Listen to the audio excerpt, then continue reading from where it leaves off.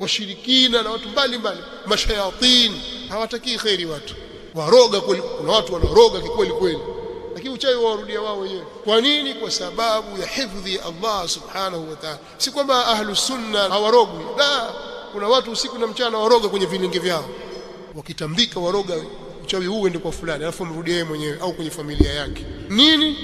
Ni kwa sababu ya hifadhi Allah subhanahu wa ta'ala. Lakini lazima uingie katika hifadhi hiyo kwa kumdhukuru Allah subhanahu wa ta'ala asubuhi na jioni. Hakuna maneno mazito katika maneno mtu anayosema kwa siku yake kama bismillahi alladhi la yadhurru ma'a ismihi shay'un fil ard wala fis samaa wa huwa as-sami'ul 'alim. Haya maneno muislamu adhakiru billah huyasema asubuhi mara 3 na jioni mara 3, kabla jua halijachomoza. Sema maneno haya, bismillahi alladhi la yadhurru ma'a ismihi shay'un fil ard wala fis samaa wa huwa as-sami'ul 'alim, mara 3.